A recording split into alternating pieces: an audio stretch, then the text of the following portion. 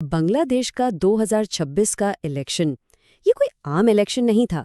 ये एक तरह से एक पूरी कौम का नया जन्म था। तो आइए देखते हैं कि ये तारीखी दिन आया कैसे और इसका मतलब क्या है। जरा सोचिए, 17 साल के लंबे इंतजार के बाद बांग्लादेश का एक वोटर कहता है हमारे वोट की अब कोई अहमियत होगी। ये सिर्फ एक आदमी की आवाज़ नहीं थी, बल्कि ये उन लाखों लोगों की उम्मीद थी जो बहुत अरसे से, आप कह सकते हैं कि खामोश थे। तो सवाल यही उठता है कि आखिर हुआ क्या था? कैसे एक आम इलेक्शन एक पूरी कौम के लिए आज़ादी का दिन बन गया? चले इस कहानी को जरा तफसील से समझते हैं।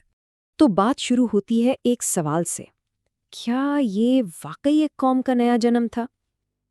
इस पूरी तब्दीली की कहानी सिर्फ चंद महीने पहले सड़कों पर एक एहतजाज से शुरू हुई थी। 2024 का साल बांग्लादेश की सियासत के लिए एक तूफान लेकर आया। देखें हुआ क्या। जुलाई में स्टूडेंट्स का एक एहतजाज पूरे मुल्क में फैल गया। फिर अगस्त आते आते 15 साल से हुकूमत करने वाली शेख हसीना को मुल्क छोड़ना पड़ गया। और फिर नोबेल इनाम याफ्ता मोहम्मद यूनुस ने एक उबूरी हुकूमत संभाली। मतलब सिर्फ चंद हफ्तों के अंदर मुल्क का पूरा सियासी नक्शा ही बदल कर रह गया था। अच्छा, इस सारे सियासी भूचाल के बाद जब आखिरकार इलेक्शन का दिन आया तो माहौल कैसा था? लोगों की क्या जज्बात थे? एक वोटर ने तो यहाँ तक कह दिया कि ऐसा लग रहा है जैसे ईद का दिन हो। पोलिंग स्टेशनों पर जश्न का सा माहौल था। ये कोई आम इलेक्शन नहीं था, ये कौमी त्यौहार बन चुका था। लेकिन इस सारी खुशी और जश्न के साथ साथ एक डर भी था। बहुत से वोटर्स, खासतौर पर नौजवान, इस खौफ के साथ पोलिंग स्टेशन आए कि पता नहीं वोट डाल भी पाएंगे या नहीं। लेकिन जब उन्होंने वहां पुरअमन माहौल देखा तो उनका सारा डर एक इत्मीनान में बदल गया। खुद अबूरी हुकूमत के सरबराह मोहम्मद यूनुस ने इस दिन को एक नए बांग्लादेश का यौम पैदाइश कहा।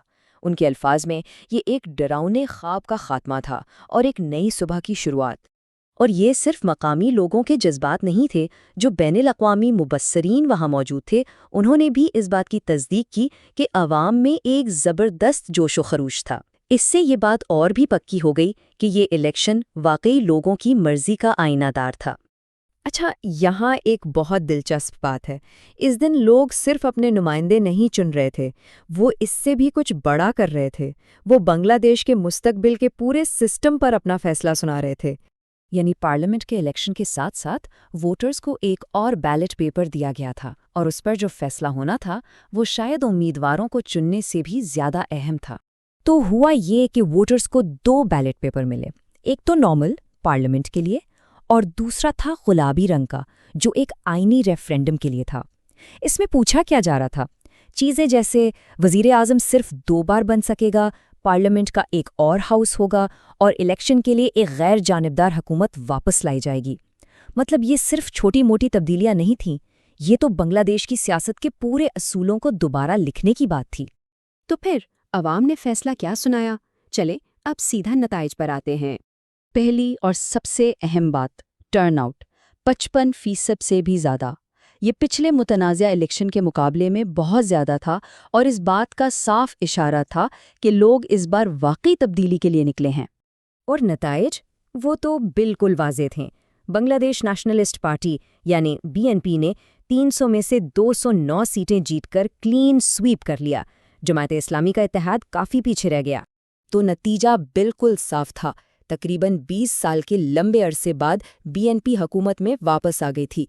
ये बांग्लादेश की सियासत में एक बिल्कुल नए दौर का आगाज था। लेकिन यहाँ सबसे बड़ा सवाल ये है कि अब आगे क्या होगा। देखें, इलेक्शन जीतना तो कहानी का सिर्फ पहला हिस्सा है। असल इम्तिहान तो अब शुरू होना था। नताइज आते ही हमें 2 बिल्कुल अलग-अलग रद्द-ए-अमल देखने को मिले।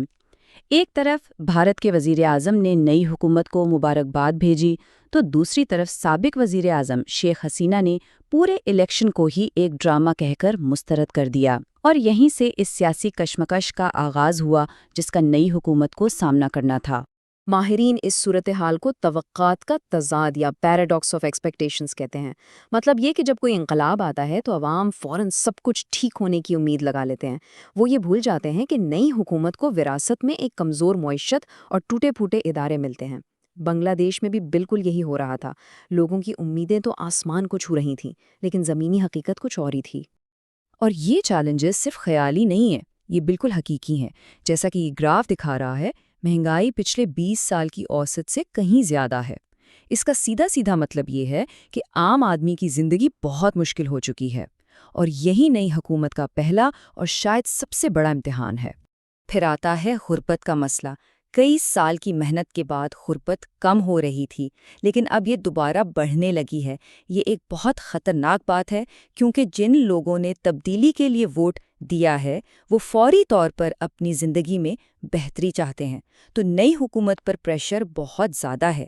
کچھ ایکسپرٹس اس پوری تحریک کو ایک نیا نام دیتے ہیں، ریولوشن۔ یہ 2 لفظوں سے مل کر بنا ہے، ریفارم اور ریولوشن۔ یعنی یہ ایک ایسی عوامی تحریک تھی جس نے سسٹم کو بدلنے پر تو مجبور کر دیا، لیکن اس کے پیچھے کوئی ایک لیڈر یا کوئی ایک واضح نظریہ نہیں تھا۔ اور اس میں خطرہ یہ ہوتا ہے کہ اگر کوئی سمت نہ ہو تو یہ تبدیلی راستے سے بھٹک بھی سکتی ہے۔ تو آخر میں سوال یہی رہ جاتا ہے، ایک عوامی احتجاج سے جنم لینے والے اس تاریخی الیکشن کے بعد کیا یہ ریولوشن بنگلہ دیش میں وہ استحکام اور خوشحالی لا پائے گا جس کا خواب دیکھ کر لوگوں نے ووٹ دیا تھا؟ یا پھر اصل اور سب سے مشکل امتحان تو اب شروع ہوا ہے؟